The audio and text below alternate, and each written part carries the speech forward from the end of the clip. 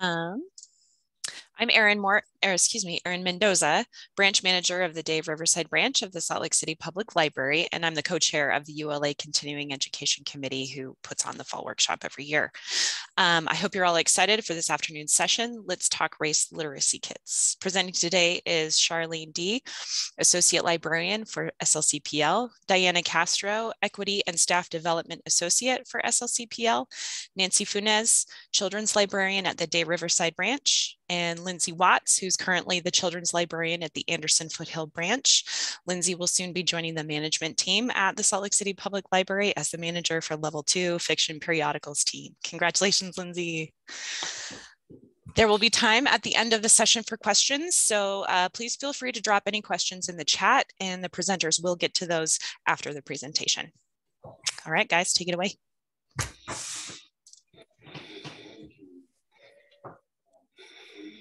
Hi, everyone. We're so excited to present here again today our racial literacy toolkits called Let's Talk Race. As Erin said, please drop all your questions in the chat the moment they come to you. If you're anything like me, if you don't get it out right away, you tend to forget, and then it's a real struggle to remember. So we'll get to them after our presentation, and we're going to try and prioritize the more complex questions or the questions that have more complicated answers, because we'll also be available by email in case you want to check in on something or have a quick clarifying question for us. So let's get started. So we're going to briefly talk about who we are and why we were interested in joining this team to create these literacy kits. And then we're going to tell you a little bit about why we chose race, why we chose this particular project. We'll get into the development of the kits, what is in them, what went into them, and some challenges along the way. And then we'll do something fabulous and share all of our resources with you, where we got our information, kind of like a step-by-step guide to how we put these together, and hopefully it'll be of some use to all of you as well. So very quickly, let's talk about who we are as presenters. So hi, everyone. My name is Charlene D., and I'm a parent. I have a 3-year-old boy and another child on the way. And my background actually isn't librarianship. Before I worked for the library, I was in nonprofit management. And before that, I got my master's degree in journalism. So I have a strong background in writing and in project management. And that's really what I was able to offer to this project. So I pitched the project and served as the lead writer and sort of kept all the pieces moving. And it was a real highlight of my time at SLCPL to do this.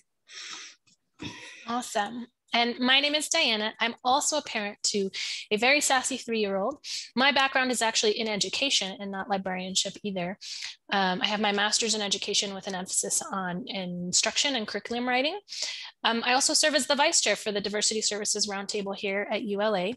And I'm currently working as an equity and staff development associate for SLCPL. And I co-founded and co-chaired our very first EDI council, and was exciting about that is that people would come to me with ideas and projects and passion, and I would be like, that's amazing, let's do it. And I remember when Charlene talked to me about this project kind of offhand on a walk we were doing, a very socially distanced walk we were doing, and I was really excited about it and fully encouraged her to make it happen, and she did. All right. Hi, friends. My name is Lindsay. I'm currently the children's librarian at the Anderson Foothill branch for the city library. And then I will be moving downtown to Maine soon, which is exciting. And I came to the project with obviously a background in children's librarianship. I have a master's in library science, and I've helped put kits together for the system in the past. So I had that background knowledge to bring to the group.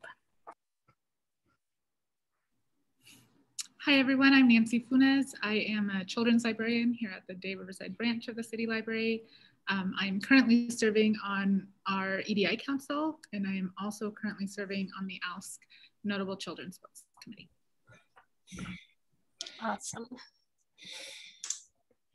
So let's get into the why. Why did we choose this particular project? So Charlene again. The journalists Poe Bronson and Ashley Merriman, they wrote this book called Nurture Shock, and it was about parenthood. And one of the chapters in this book is called Even Babies Discriminate. And it talks about how researchers found that conversations about race have to be explicit, like really, really direct in terms that children can understand. Yet, this can be really, really hard for parents to actually accomplish. I just want to tell you a really quick story from this book to illustrate like why talking about race directly is so important. So in 2006, there was a researcher named Bridget Vittrup, and she wanted to conduct an experiment to see what kinds of interventions would be most effective in terms of helping to improve children's racial attitudes. And so to do this, she recruited 100 families. This was in Austin, Texas. All the families were white, and they all had kids between the ages of 5 and 7. And they all said that multiculturalism was really important to them. And before she started, she gave the kids like a survey, and she also surveyed the parents just to see how many parents talked directly about race. And she found that almost none of them did. Most of them used terms like, everyone is equal, we love everybody the same, things like that. But often these terms were too vague for kids to understand or too vague for them to make connections about race. So what she did in the experiment was that she divided kids into 3 groups, or the families into 3 groups. One group just watched videos with multicultural themes, like a whole neighborhood with a bunch of different races and ethnicities would get together and do like a garbage cleanup, or they'd go and they'd visit the home of a Black family, things that sort of celebrated multiculturalism. And they just watched those videos for a week. The second group got to watch the videos, and they got to have like direct questions to talk about race, so that the parents were supposed to have like these explicit conversations where they directly brought up race and explained it and talked about it with kids in ways that they could understand. And then finally, the last group just got questions. And she was really hopeful that the groups that got the explicit question, the more direct questions would show a difference in racial attitudes.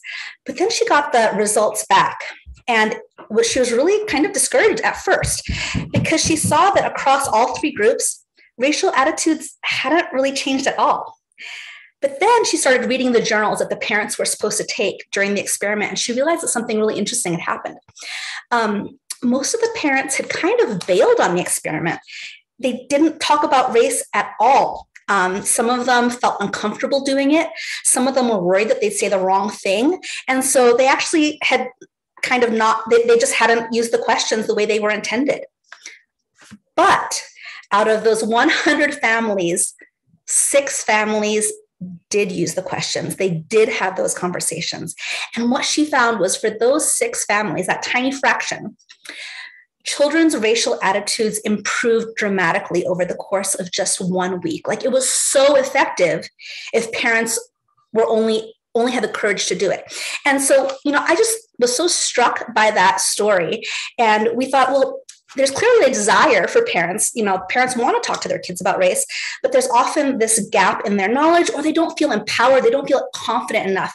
They don't have the tools to do it well.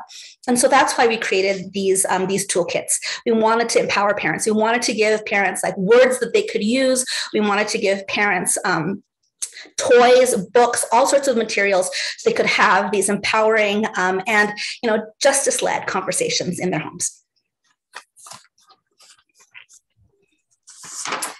So let's break it down just a little bit more, because these are racial literacy kits, right? So what does racial literacy mean? And I want us to consider this from an adult perspective first, right? So let me ask you all a couple of questions that I want us to think about, kind of reflect personally on them. Are you comfortable talking about race? Do you feel that you have the knowledge necessary to have a conversation about race? What about if you're talking to a Black person or a person of color? Do you avoid saying Black people to a Black person? These are just a few questions that, for me, I'm okay to admit right now that I've struggled with many times, and I continue to struggle with them. So racial literacy means having the knowledge, the tools, and awareness to be able to have these conversations. and engage with people from different walks of life. And this is crucial when we think about the impact that this has on our children, right? According to Barron and Banerjee, children start receiving explicit and implicit messages about the meaning of race from birth and begin to show pro-white and anti-Black bias by age 3. So our children need our help to learn about race. And that's really the goal of racial literacy.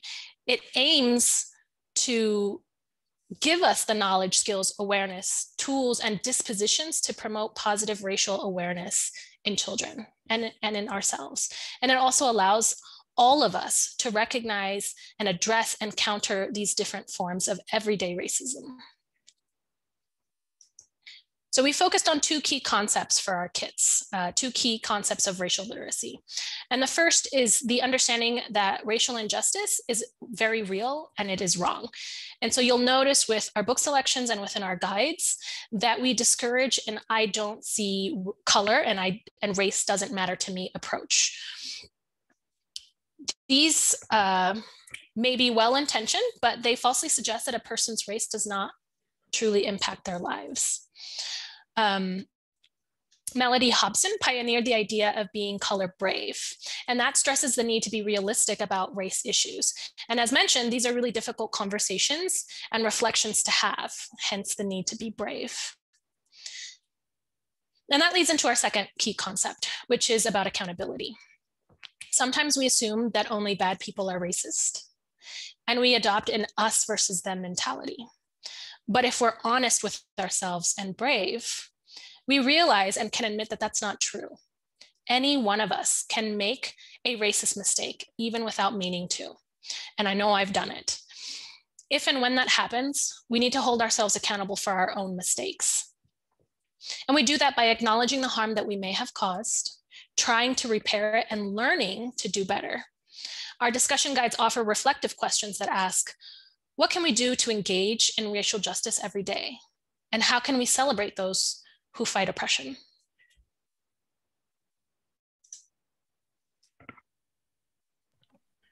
Okay, so we also recognize how well positioned libraries are within communities to help, whether it's working with your local schools and their school librarians or teachers, or parents and caregivers in your community. So that was, I think, also one of our goals was arming ourselves with being able to help bridge those gaps for the communities that we serve. And I'll add on to what Lindsay said. You know, as libraries and librarians, we're always looking to fill the gaps in our communities. And we really saw this as a gap that we needed to address in our communities. You know, here at Salt Lake City, we were really impacted by all of the Black Lives Matter protests that were happening right outside of our main library. And so we knew that we had to address the need for having these discussions in our communities that we serve. So we jumped on it with these, the creation of these kits. We've also talked about once we are doing in-person programming, starting something like a Let's Talk Race story time where community members can come in as families and have these discussions with other people in their neighborhoods.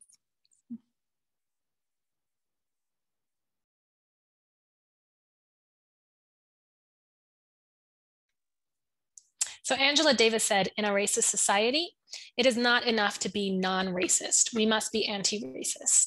And our team believes this wholeheartedly.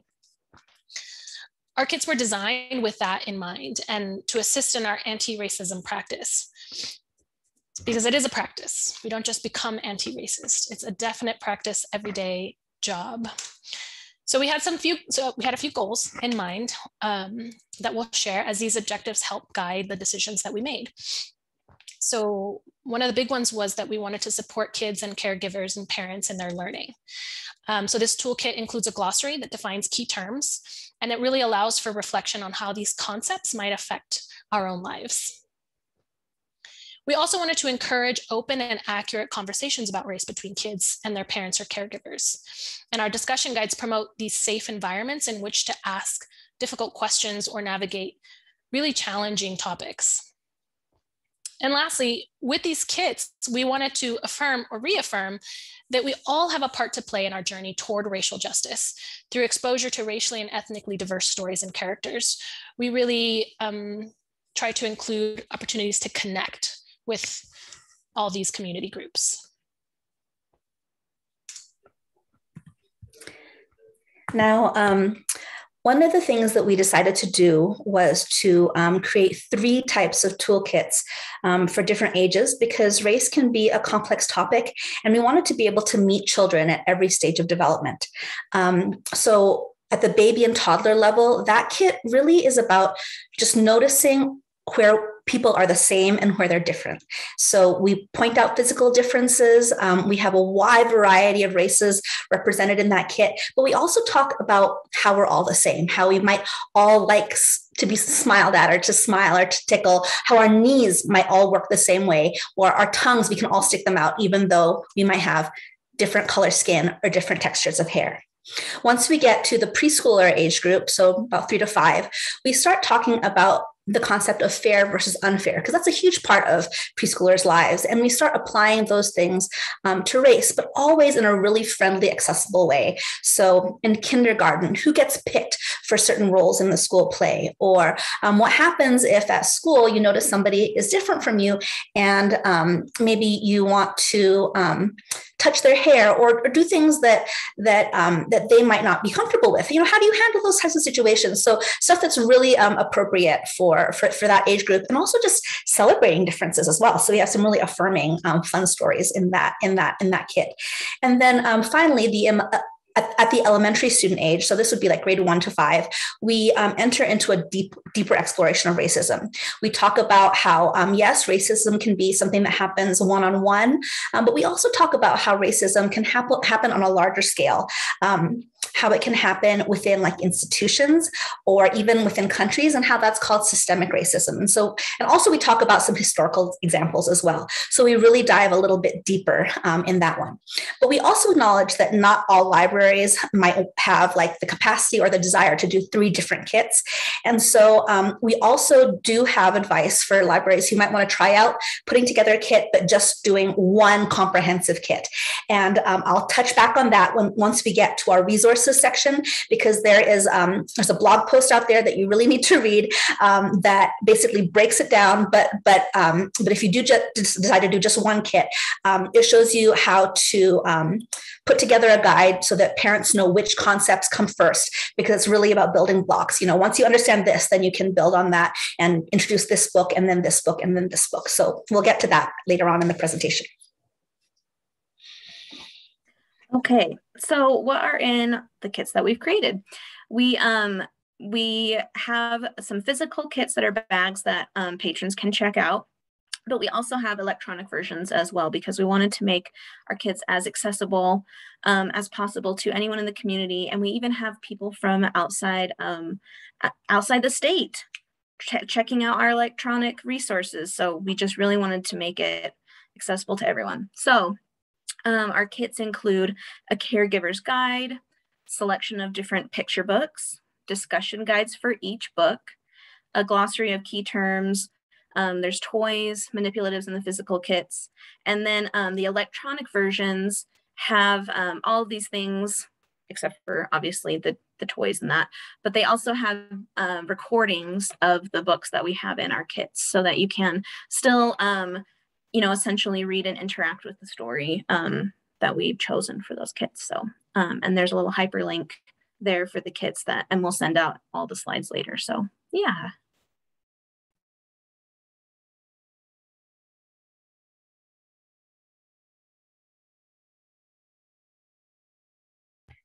Okay, in terms of developing the kits, we really wanted to get buy-in from the whole library system. And so we basically, like, once we got the idea to put the kits together, we talked about it with our children's services coordinator and made sure that she was on board, and she was really enthusiastic about the idea. And so we also got approval from our executive team.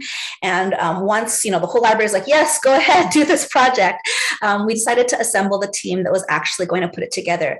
And we chose mostly people of color because we wanted to have people who had a lot of lived experience, and we also wanted a mix of like different backgrounds. So some of us are parents, some of us are librarians, some of us are educators, some of us are writers, and that really helped, I think, strengthen the team, especially when it came to the selection process for books, and when it came to whittling down like what ideas did we feel were most important to communicate to parents and kids, and how could we communicate those ideas in the most accessible, friendly, yet accurate way. Depending on where you're located, you might not have access to a whole staff team to put a kit together, and that's okay. If you are one librarian, you can do this as well. But I think what we would encourage is, if at all possible, try and pull in people from your community who might be enthusiastic about helping. Maybe a focus group of parents who might be interested in helping out. Maybe some local educators. And I mean, if your budgets allow, especially if you are asking for help from other people of color, it would be just really great to be able to offer an honorarium or maybe an hourly fee or something, just to honor their time and their expertise. And finally, when we did decide to do this, we of course did a project plan to start with, and we met with the children's services coordinator to discuss like overall costs. How long would this take? What was the process? When could they expect the deliverables to be finished?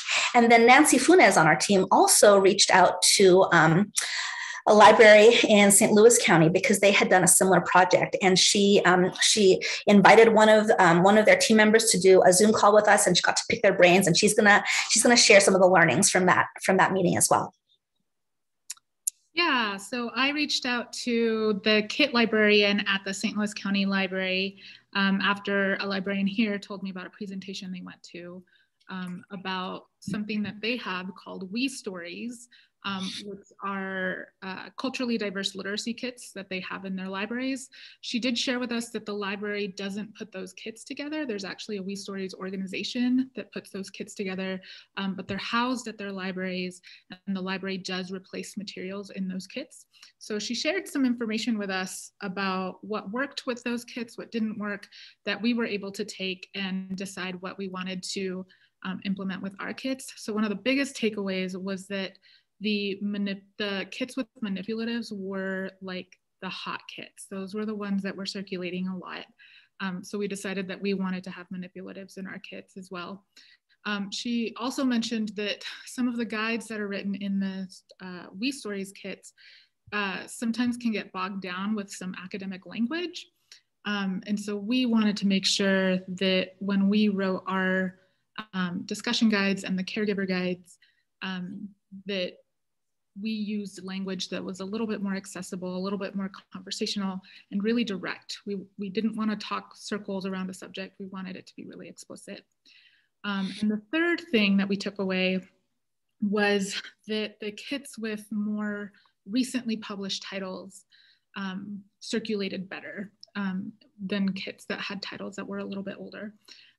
So we wanted to make sure that we chose newer titles wherever possible. Sometimes there were older titles that just worked for the kit, so we would select those, but wherever we could, we tried to pick titles that were newer. So.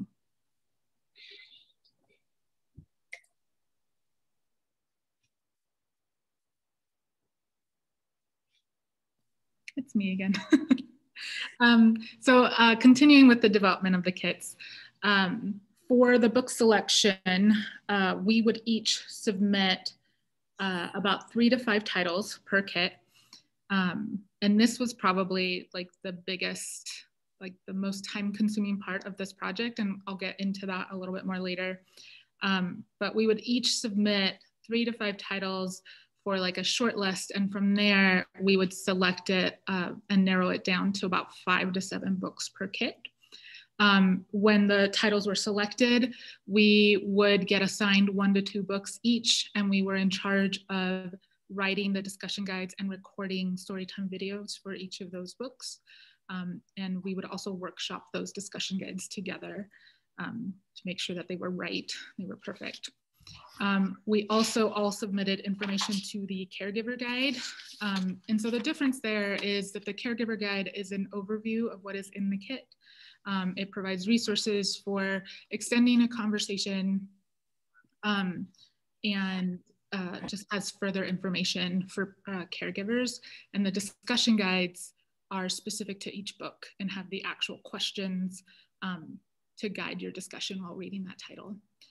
And then once all of that was done, we would move on to manipulatives, and each member of the team would submit 3 to 5 ideas, and we would whittle that down to about 4 to 5 items that actually made it into the kit. So book selection, as I mentioned, was probably the most time-consuming process. So most of us would read at least 10 to 15 titles, if not more. So for each kit, we really considered 40 to 60 plus titles that we had read, and then had to whittle it down to 5 to 7. There's so many great books out there. It was really difficult to really narrow it down. We would use YouTube a lot. So when we started this project, it was about late June, early July of 2020. So we were still in quarantine, and a lot of us didn't have access to our library collections yet. So we were using YouTube a lot to vet some of the books that we maybe couldn't get in our hands right away.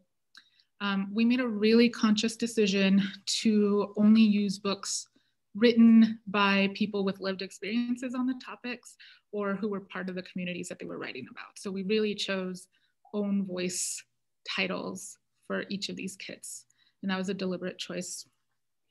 We also made a really concerted effort to not only include books that really touched on challenging topics to generate those conversations, but we also included titles where children were depicted just experiencing joy and empowerment in their lives as Black, Indigenous, or children of color. So it was really important that we struck that balance. Obviously, we wanted to include a variety of racial and ethnic perspectives, which was really difficult when we had to narrow it down to 5 to 7 books. So we tried really hard to find books that really encapsulated the conversation that we wanted to happen. And then finally, I just wanted to emphasize that this was a real team effort. I think it could be done with one person, but we had a lot of conversations about everything that went into these kits. We would talk about every book multiple times. There were some books that we would switch out multiple times. And we had really candid conversations that really helped us to see any blind spots that we were missing. Maybe a book had inaccurate information, or appropriation happening, or tokenization happening. And so working on it as a group really helped to make sure that we were selecting the best titles that we could.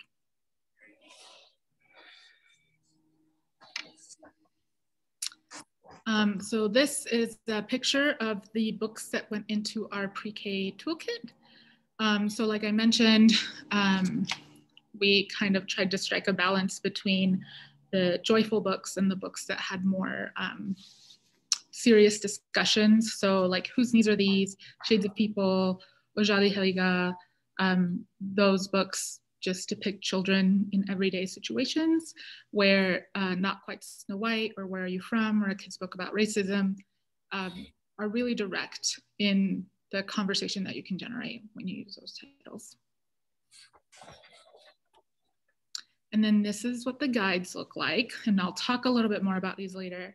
But the one on the very far left is one of the caregiver guides. So that's the one that gives an overview of what is in the kit, how you use the kit, more information to further your conversations. And then the other two are what the actual book discussion guides look like.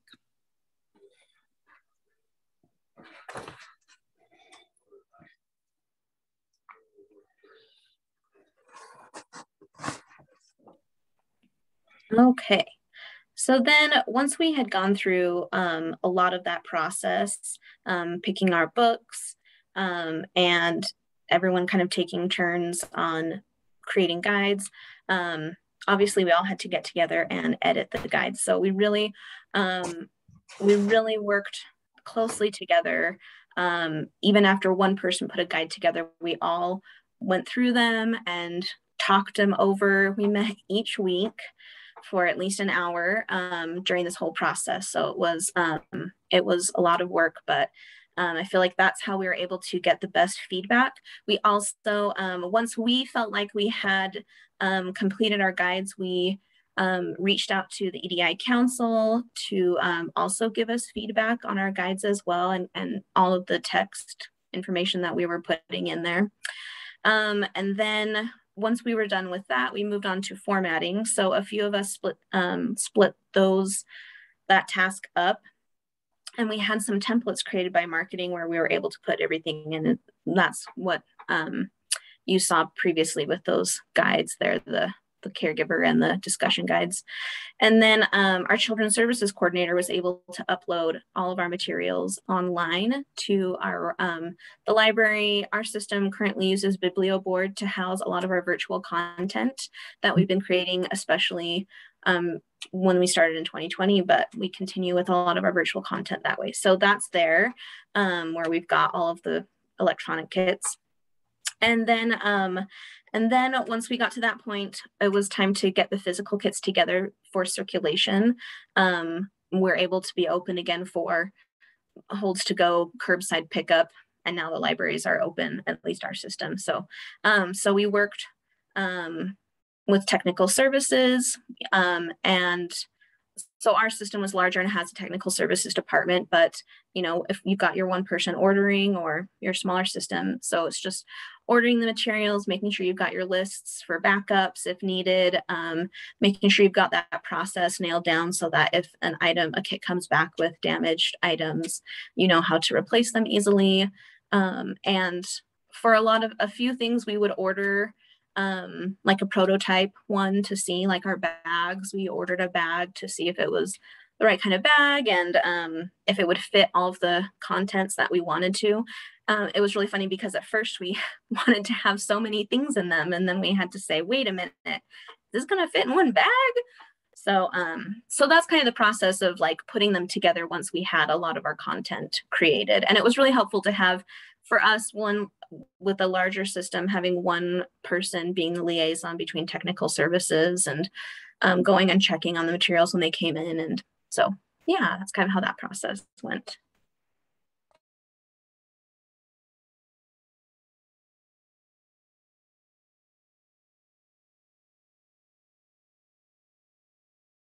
So as Lindsay mentioned, we did use a lot of different departments throughout the library. So technical services prepared the physical kits. We had an equity, diversity and inclusion council to provide feedback. We had support from children's services. And then marketing played a really big role as well in terms of getting the word out there that we had these kits available. And I just want to talk a little bit about what they did, because they really targeted Facebook and Instagram. So they took a lot of pictures of the kits and they put them on Instagram. They put them on Facebook, and I think they might have even bought a couple ads. I'm not sure, but they figured that this is where parents tend to go online, and it was quite effective. We also had little quarter-page flyers at all the library locations, and so far, I'm happy to say that each of these kits have circulated really well. The preschool kit, I think, had like 7 holds on it the last time I checked, and they're just constantly out. And so we feel like, yeah, there was a real need in the community. Parents were really looking for this resource, and we were just really happy to be able to meet them. Now, not every library has a marketing team, and marketing also really helped with, developing the templates to actually put the discussion guides and together. But Nancy has some information on how you can do that kind of stuff for free. So if you don't have a marketing team at your library, Facebook and Instagram, remember that. And then also, Nancy's going to tell you a little bit how you can use Canva to create really similar products, without the need for professional. Yeah, so when we first started this, we kind of had to wait on marketing. They had a bunch of stuff on their plate.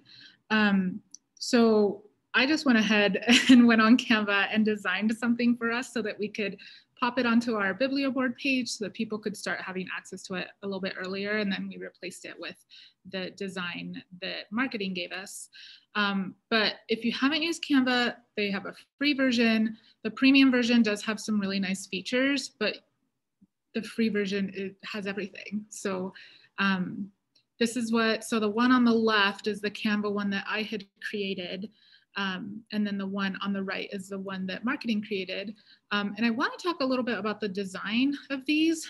So the design of the documents is pretty intentional.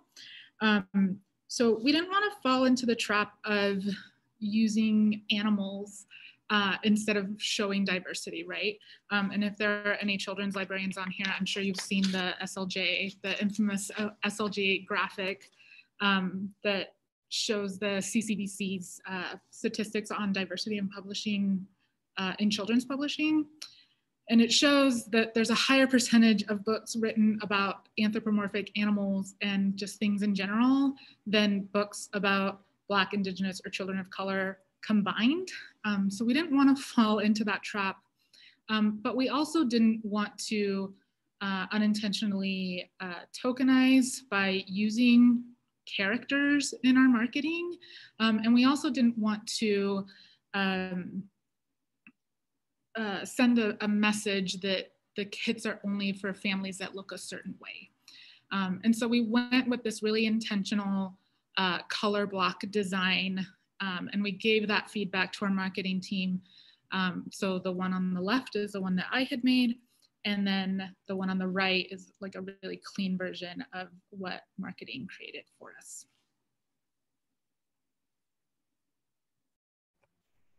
Okay, so then let's talk about costs. So we, when we approached our children's services coordinator, which is where we figured the funds for this project would come from, they were able to tell us, you know, how much we had overall, give us some money for that. So getting your overall budget and just taking into consideration all these different things, right? You've got your books, your manipulatives, the time that it takes for your staff. And then if you are bringing in any outside, either consultants, or if you're bringing in members from the community and you're able to offer them an honorarium or pay them for an hourly wage, we've got kind of some market rates there, but Charlene will talk about that a little bit from what we learned. So just taking those things into consideration, and also thinking too about a budget for going forward. So you put these kits together, but then do you need to build in a small amount going forward if things need to be replaced, any of the manipulatives or the toys or the books. And we, after talking with technical services, we took an approach of all of the materials or all of the books being a certain price, so that things weren't astronomical if a patron needed to replace an item. So just thinking all of those kind of little details through. And then that may play a part in how many kits you can create, right? If you want to start initially with just one, because you don't have a large budget or whatever, and then you can go from there, maybe based on your feedback that you're getting from your one kit, if you need to budget in the future for more because of the feedback from your community.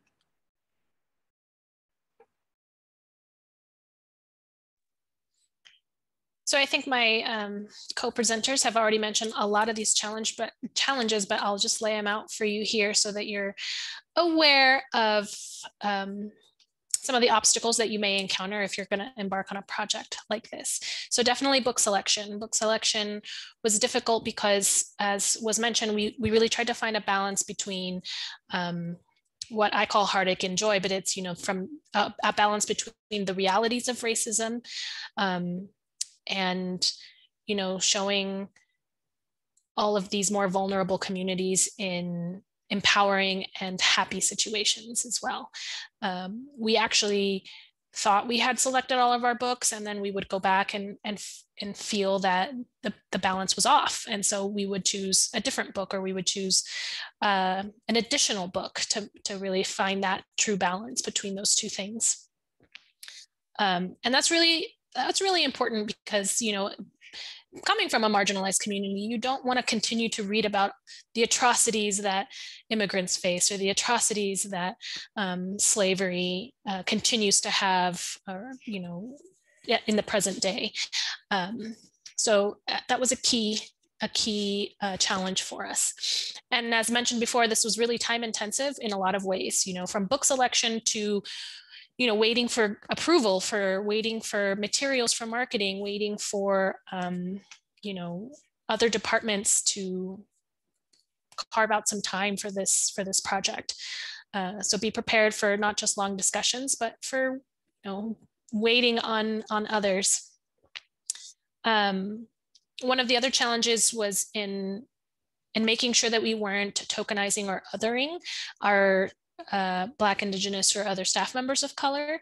And that's really key. You know, we're not asking a single Asian colleague for their input on this one Asian book, but rather we're asking a multitude of people to provide perspective and feedback on book selection or discussion guides, language that we use, and really asking them to be co-creators and not just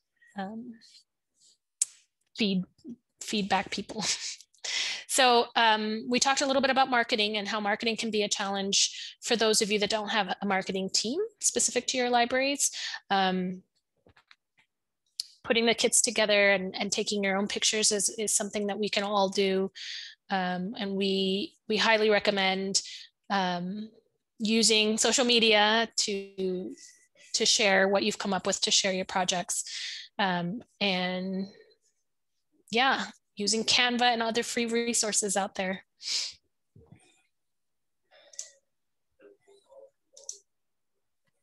Sometimes the slides don't change.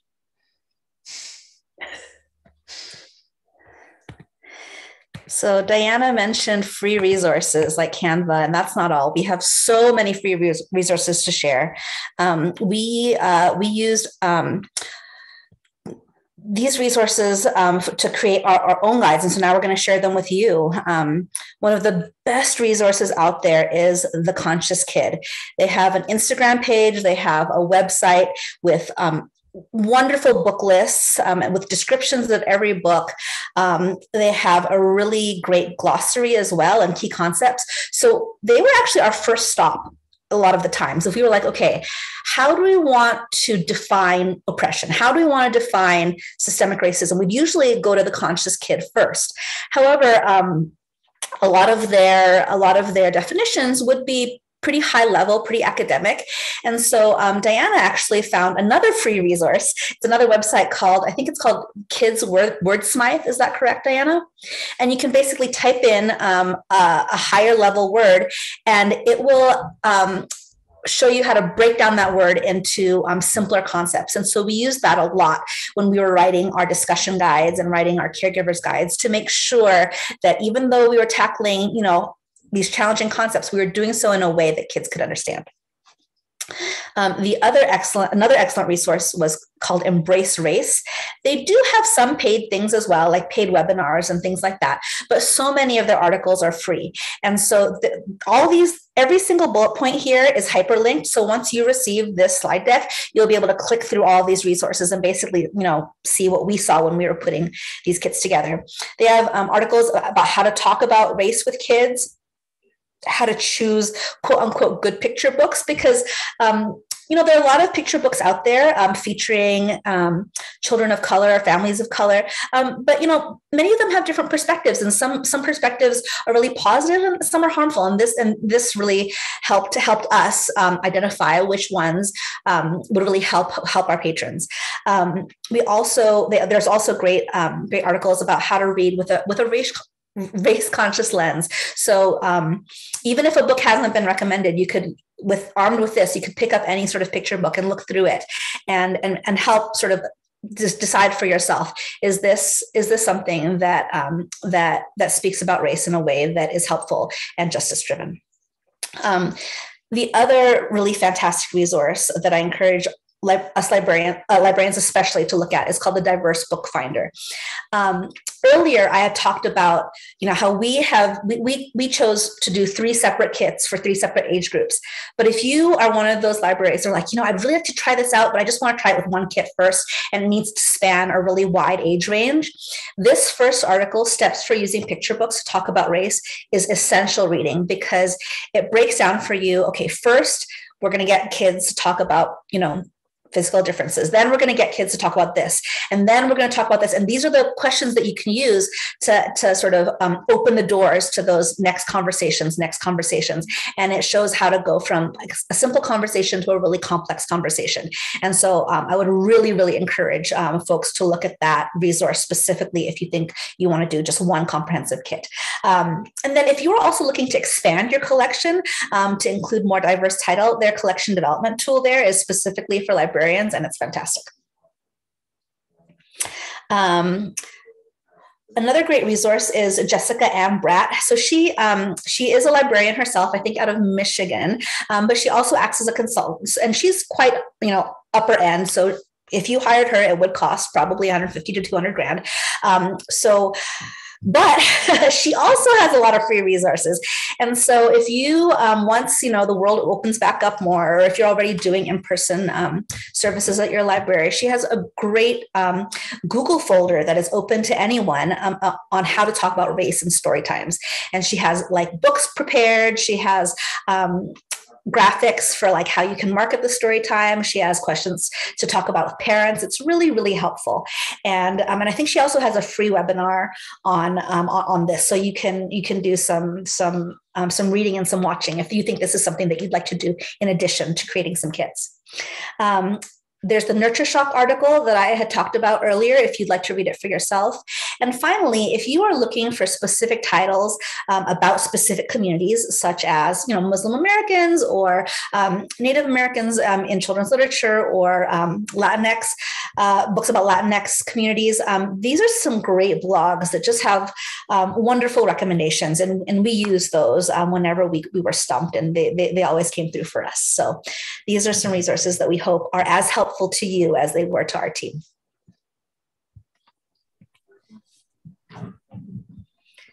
Oops.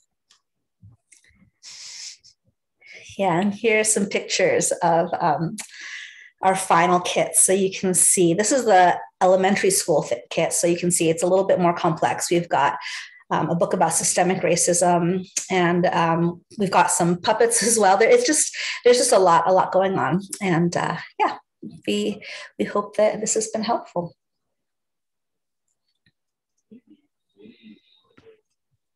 I also say I'll add out to those blogs. They were helpful to figuring out how to pronounce certain things in certain books as well, if we weren't from those communities. But that's all we have. Thank you. I think we might have some questions in the chat. And if you think of something later, Nancy Funes has taken over these kits, so you can email her at work, and she can get in touch with the rest of us as well. Thank you guys so much. This was such a great presentation. We've got about 11 minutes. So if there are any questions, go ahead and drop them in the chat, and the ladies will get back to you. I actually see one question. Since we have a few minutes, do we want to take time to reply right now? Is that okay? Yeah. Yeah. Okay, so we have a question from Jamie Carter from Tooele. Hi, Jamie. Did we create multiple copies of each kit? Yes, we created 3 copies of each kit. And since we had 3 age groups, that was a total of 9 kits. And they are all checked out all the time.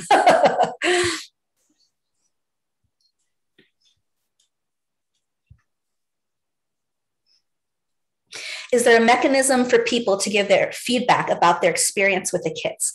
I believe that I don't know if we put an email address on the caregivers guide or not, but we've had patrons approach library staff and they wanted to give feedback about the kit. And so they've given our email addresses out. We've told library staff that's totally okay to do. And we've responded to patrons' questions and comments individually, and really took time to address any concerns. I think some of the feedback that we got was a lot of positive feedback.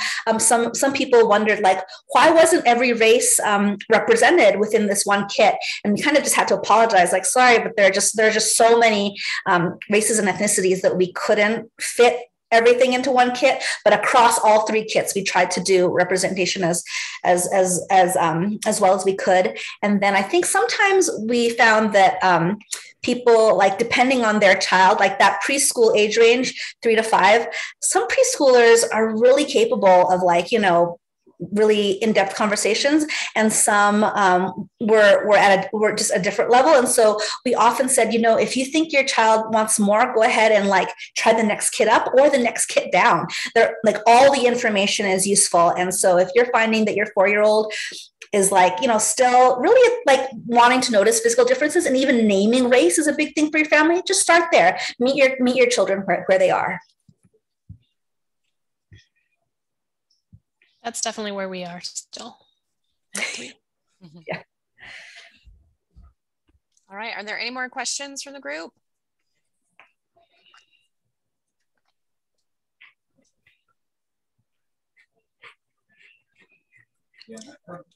Are you asking, are we able to share the kits? We're going to share all of the resources we use to create the kits.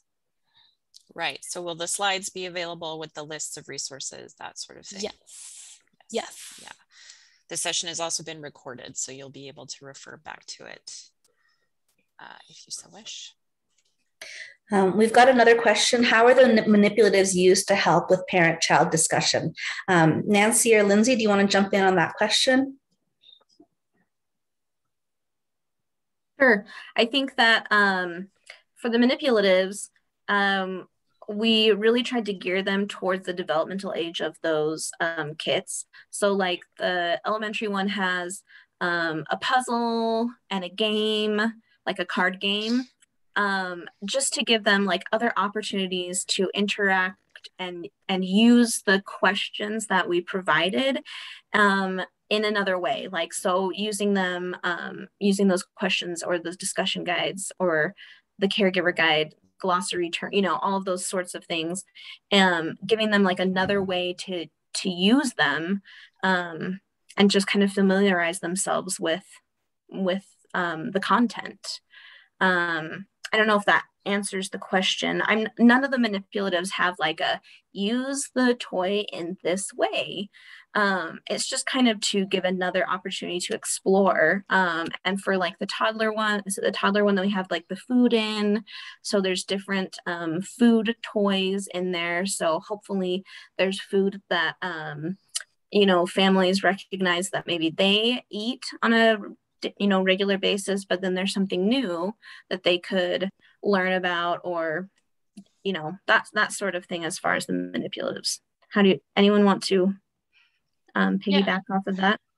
I think I mentioned also that we really tried to create opportunities for safe spaces to have these conversations, and I think through play it really allows for us to talk about things that might make us feel uncomfortable in a safer environment. Yeah, a lot of the toys, especially the younger ages, are open-ended. And a lot of the research shows that sometimes children will have an experience or read something in the book, and they will work that out through play. So it might not even be parent-directed. It might just be like they're reading about it in a book. And then if these manipulatives are left out in the living room, you might notice a child being like, oh, this person's skin is brown. My skin is white. And yes, that's a great concept to have learned, but that might come out just through their own play. I watch my own daughter have these games in the bathtub where she's like, that's not fair. And she's just talking with her little toys. She's working out what she's learned. It's pretty neat. We've got another question from Jamie. Is it appropriate for us to replicate your work exactly? Since you've done all the time-intensive and reflective work, it may be useful to us for us to plagiarize you with your permission, of course. We actually had a conversation about this. I think we specifically asked if other people could replicate our work. Who did we ask? Was it our marketing director? Okay, what did they say? Can someone remind me? I think they just wanted to make sure that we were credited in some way for the work. Yeah. I think the idea was that certainly like use, the book choices, the toy choices, all that sort of thing. Absolutely. If you feel that that's what you want in your kits, I think that's a definite, absolutely. As far as the printed materials, either I think, like being credited or not copy and pasting everything exactly that we have on our printed materials, I think is, if I'm remembering. Yeah, but yes, you do have access. We could also ask again if that's something you really want to do. We can ask again. And there was the discussion guides and the caregiver guides. All that stuff is available online. So I think there's a link if you're able to click that link. And we did make it available to anybody, so you don't have to be a patron of our system, because we got requests from patrons being like, "Can I email this to my friend in Oregon?" And we're like, "Yeah." So you'll be able to see all the material there. If you go through the slides, just look for the online discussion guides. Click on that link, and it should get you there. I would caution to just take it all and republish it again, because even if I looked through the kits and the guides, I'd guarantee you I'd want to change one thing or two things from them. So definitely read it all first, do your own type of reflection on what we've written, and make any necessary changes that you feel are right, I think for you. Even our team, if we were to go back and look at the kids, we would definitely have some changes. And so many books have been published just in the last year. Like, I can think of 3 titles off the top of my head that I'm like, oh, I wish that had come out time that we could have put in. So me too. Yeah. When I read to my kid, I'm like, dang, this book is good. But that's something, if you make the kit, you can obviously do that now, but then if you've got your budget in place for the future, next year, then you can use that budget to replace a book with a newer, better book. I'm just going to throw this out here because Nancy and I have been discussing doing a Spanish version of this. So if any of you out there are Spanish speakers and want to form a team of librarians to do this. Nancy and I are just really kind of overwhelmed with work in general, but it's something that we would love to get done if we could carve out enough time. So if anybody out there speaks Spanish, wants to help, let's do it. Yeah, Nancy's email is on the last slide, and Funes. So email her.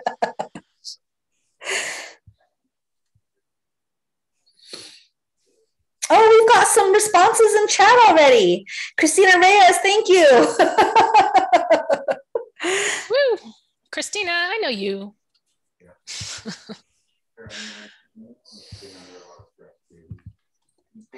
Okay, we've got 2 minutes left, so I think this is the last call for questions. Where else are you sharing this? When they ask us to?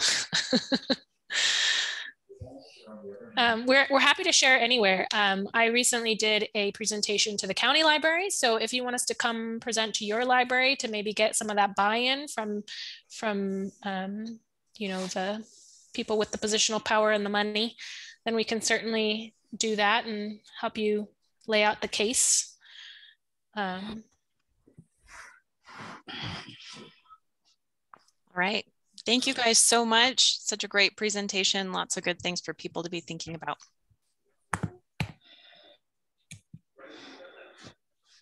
Oh, great, Sherry. That's great, Sherry.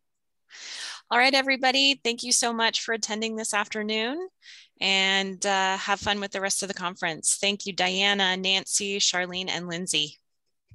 Awesome. Thanks, everyone. Thanks for having us. See ya. Bye. Thank you. Good luck.